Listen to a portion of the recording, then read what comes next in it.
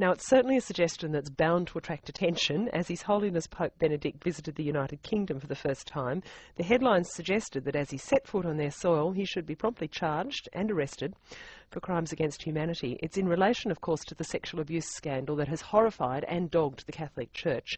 Geoffrey Robertson QC was originally behind the idea in a somewhat different form, and it's detailed, very detailed, in his book, The Case of the Pope. He's in Australia for the Festival of Dangerous Ideas, and perhaps you also saw him last night on Q&A. And with me now, Geoffrey Robertson, hello. Good morning, Genevieve.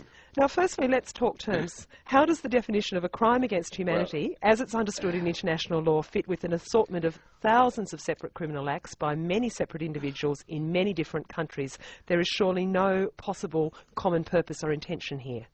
Well, common purpose and intention isn't necessary. What we're dealing with is thousands of, let me say, tens of thousands on the evidence.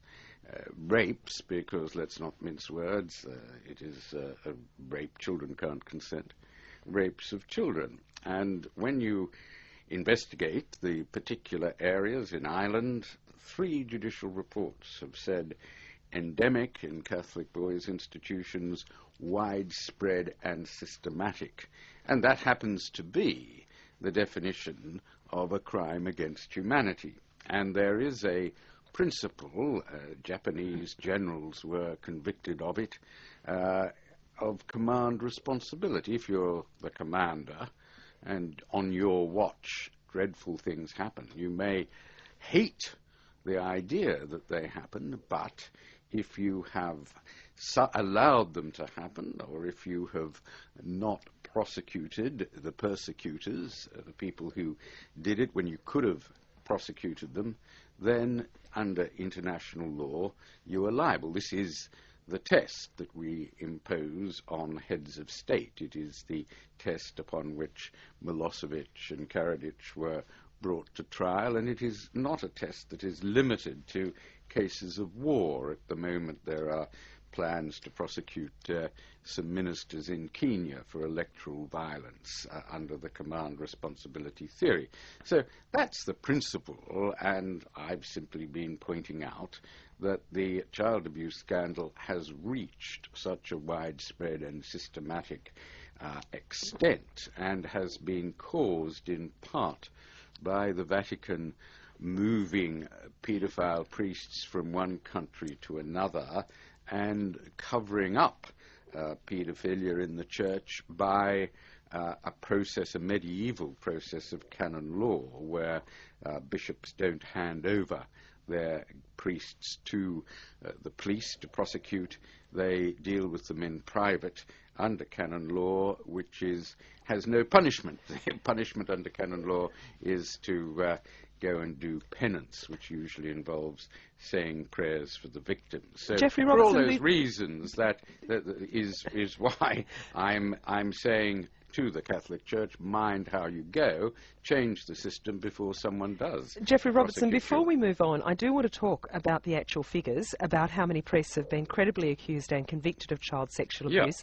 There has been some sensationalism. It's a horrible crime, but a number of people, Brendan O'Neill on Spike.com, our own Dr. Paul Collins. Who's he? He's a journalist. People, you know? Dr. Paul Collins What's he ever done for the world? Dr. Paul Collins, who's a very noted Catholic commentator, has made the point that even august publications like The Independent have massively exaggerated some numbers of priests who've been charged with rape, that on allegations which have been investigated, 6% of those accused were eventually convicted of horrendous crimes. But this very real problem has grown hideous wings in the public imagination. Do you want me to go through the evidence? I want you to give me, of the roughly 500,000 priests in the world, yes, I want you to give me the actual number of those who've been convicted of the rape of the children. Church itself accepts up to 5%. So if we say 400,000 priests in the world, 5% of that is 20,000. A paedophile priest throughout their life will molest dozens of children, up to, there's one well-known case of 200 children.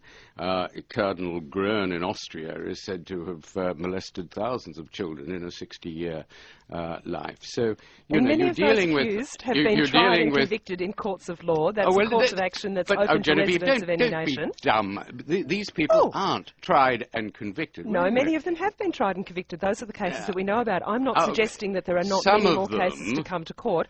Why But they're then, not tried and convicted. They're dealt with in secret. Many of them have been tried and convicted. Many have been tried and convicted here in Australia, Geoffrey Robertson. That's a simple fact. The simple fact is that a number of priests all over the world have been tried and convicted because police have got evidence other than from the church. The evidence that has been produced by the John Jay study in 2004, an eminent criminology college in America, was that 10,600 credible allegations against 4,300 priests. And in Ireland, the judicial commissions came in to say that the child abuse was endemic. Now, that means it happened all the time. The Church's authority, though, exists within the Holy See. The Holy See has no legal authority elsewhere. What other course was open to the Church, particularly when the offenders were not always discovered by the Church until years or even decades later? Well, what was open to the Church was to give its evidence to the police. And in 2001, a bishop was actually prosecuted in France for covering up on a paedophile priest. The priest had gone on and raped more children.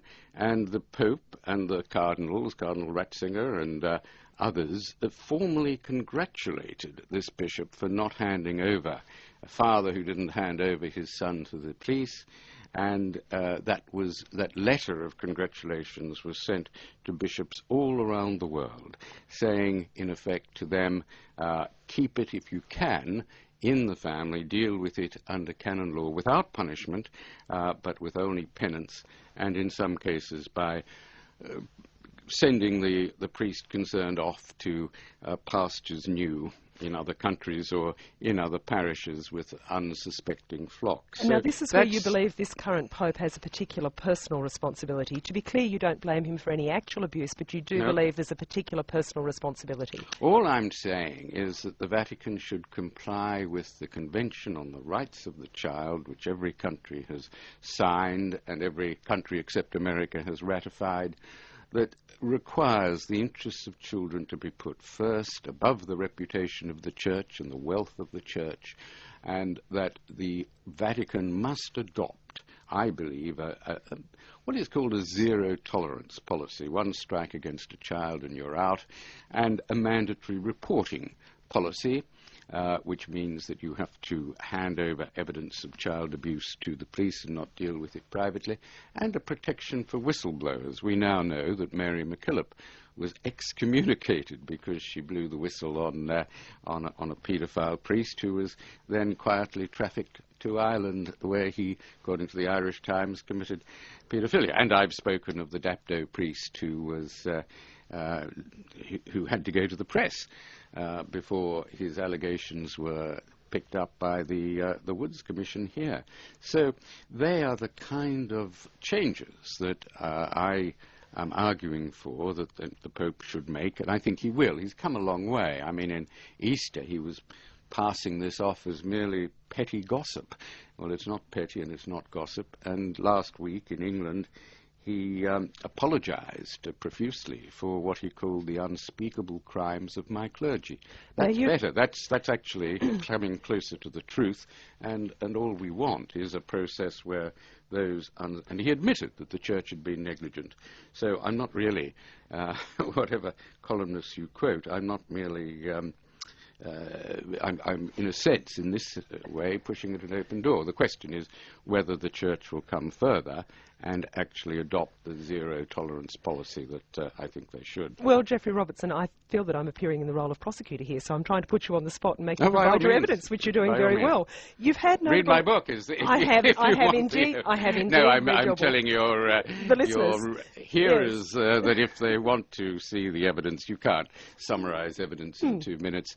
Now, look, you've had... But on the suggestion that... the case of the Pope. On the suggestion that the Pope himself should bear responsibility for this, that there should be legal proceedings. You've had notable opposition, interestingly, of course, from the extremely eminent American Jewish jurist Alan Dershowitz just this week.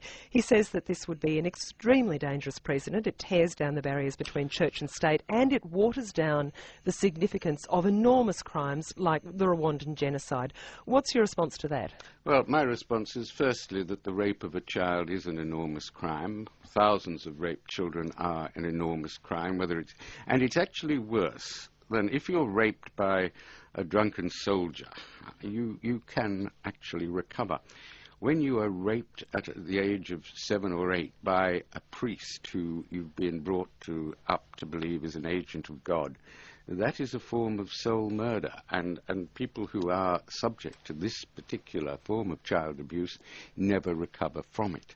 So I wouldn't accept that argument. What was interesting was that Alan actually agreed with my other argument that the Vatican was not in law a state, so that the diplomatic immunity that the Pope and his cardinals have under the notion that of head of state immunity shouldn't really be appropriate. So to that extent we're agreed. But we do differ, I think. There's no reason why a crime against humanity can't be more serious in peacetime than in war, and this particular crime has effects that affect the victims throughout their life and destroy their faith, amongst other things. Now, Catherine Peppenster, who is the editor of The Tablet, which is a Catholic journal in the UK, wrote in the UK Telegraph recently that this was nothing more than a publicity stunt designed to deliberately embarrass the Pope, to garner maximum publicity while he was in the United Kingdom, that you were not at all serious about the possibility of having the Pope arrested. Is it a realistic option? Is this a very effective way of making your point? I've never argued the Pope should be arrested. Never. What I've argued is that the Pope should be accountable. Ms. Peppenster goes on in that review to agree with me about the extent of child sexual abuse, and agree with me that, well, at least to be more critical than I am of Pope Benedict, saying that the Church will never get free of the scandal until he goes, and a more liberal Pope with a better reform agenda comes in. And she suggests, and I endorse this suggestion, that the Vatican should open the files of the CDF, which is the body that deals with priests, and allow an independent commission to examine it. So I've got nothing to do with any so-called publicity stunt. I wouldn't have... It's been very effective publicity for the book, though, Geoffrey. Writing a book is not... you don't write a book, believe me, for publicity. People don't understand sometimes quite how much writing a book takes out of you. It's not something that I am wedded to. I'm looking forward. I'm feeling a bit poked out at the moment. I'm looking forward. I want to write a book on Iran, which is the real problem for the world, and because I've conducted some investigations over that matter, so I want to move on and leave to liberal Catholics and to others the need to bring the Catholic Church into line, and the need to accept that the rape of children by priests is a human rights atrocity. And Amnesty finally last week accepted that. Geoffrey Robertson, it's been a pleasure to cross swords and to argue with you. Thank you very much indeed for being there. All the best. Thank you. Bye-bye. Geoffrey Robertson, QC, author of The Case for the Pope, and it's certainly a very detailed examination indeed.